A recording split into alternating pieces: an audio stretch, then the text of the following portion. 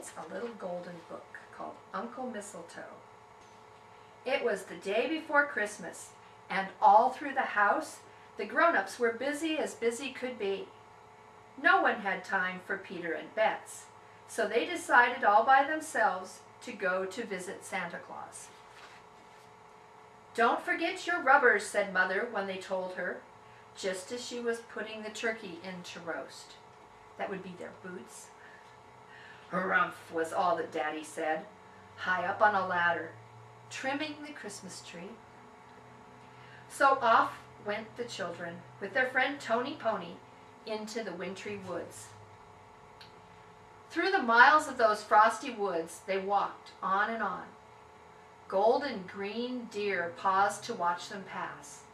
Enchanted swans looked up at them from ponds as smooth as glass. "Do you know the way to Santa Claus's house?" Peter and Bets asked the swans. The swans only dipped their stately heads in reply, and that was no help at all. This way," called the voices high up above. Peter and Bets craned their necks to look up. The sky was filled with a cloud, it seemed, of numberless bright balloons. Under each balloon hung a basket filled with toys, dolls and bears and monkeys, and such, even one tall giraffe. "Follow us to Cozy Cloud Cottage, this way, they were all calling as they waved to the children below. So Peter and Bets and Tony Pony hurried along through a forest of Christmas trees. Soon, high above on a fluffy white cloud, they spied a cozy cottage, frosted all around with scallops of blue and white. "Cozy cottage," both the children cried. "This must be where Santa Claus lives." So they scrambled up a golden ladder leading to the cloud. It was fluffy, soft, and bouncy underfoot. And there's the cottage's front cloud lawn, where Santa Claus's reindeer, 6, 7, and 8, grazing on stardust, if you please. Tony Pony ran to join them. After one taste, delicious, he said. So he stayed with Santa's reindeer happily, while the children marched on to the door. There was a golden horn hung instead of a bell. Peter put it to his lips and blew. At once they heard a scurry of feet inside. Then the door opened, and there, peering out, was the sweetest old lady that you ever did see. She was dressed in red with holly berries wreathed in her hair, her white hair. "Aunt Holly is my name, my dears," she said. She warmly welcomed them. "We're very glad to meet you," Peter said, shaking Aunt Holly's hand. "But we did hope that we might find Santa Claus here." "So you shall," she promised, with a wise little nod. Then she bustled to a doorway and called, "Mistletoe, dear, see who's come to call." Out stepped the roundest merry little man, wearing a long frock coat and a tall top hat, and rubbing his chubby little hands. "Well, well, well," he chuckled with delight when he saw the children standing there. "If this isn't Peter and Bets!" The children may have looked a bit surprised at that. As a matter of fact, they were. "Of course I know you children," he explained. "I'm your Uncle Mistletoe. I help Santa Claus keep all his records up, and I turn my hand to this and that besides." "Yes, indeed, he does," Aunt Holly agreed, with a merry little bob of her head. "Why don't you show the children about, Mistletoe, my dear?" Uncle Mistletoe took each one by the arm and whisked them off on a tour.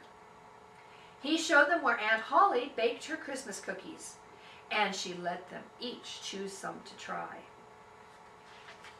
He showed them where he tested all the toy trains and tried out new sets of blocks, and where Aunt Holly decorated neat little houses for dolls. "But where are the dolls themselves?" Bets asked. "Yes, where are all the toys we met flying here?" Peter wanted to know. "Oh, they're stopping at this motel," Uncle Mistletoe explained. "We'll go see them now." Off to this motel hustled the three. and a jolly place it proved to be. Every room was filled with happy toys, eager to leave for their new homes. And in the lobby stood a tall and handsome tree, heaped up underneath with Christmas packages for all the departing dolls. Some of them are celebrating until the sleigh leaves with a party in the Cozy Cloud Cafe, Uncle Mistletoe explained. Sure enough, in the Cozy Cloud Cafe there were more toys dancing while jolly music played. Thump tiddly umpty tiddly ah. In the corner sat busy Mr. Pig, churning out snow cream as fast as he could. Bets and Peter tried some of it and found it very nice. But where is Santa Claus all this time? Peter felt he must ask once more. In his office, where we're going now, Uncle Mistletoe replied, leading the way again. What an office that was! There was a roll-top desk, topped by a cupboard full of toys.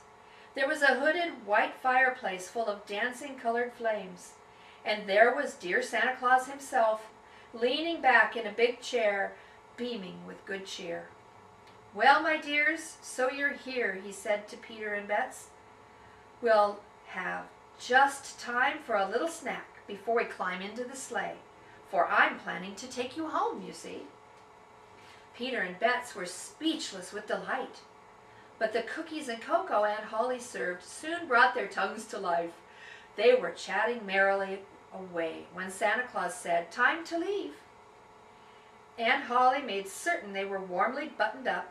Then Uncle Mistletoe led the way to the busy sleigh port and the high-piled sleigh. Santa took the reins from Cinnamon Bear. He whistled to the team, and away they all flew, Peter and Bets and Tony Pony too. Peter and Bets looked back once more to wave goodbye to dear Aunt Holly and Uncle Mistletoe, and then they were safely home again on that magical Christmas Eve.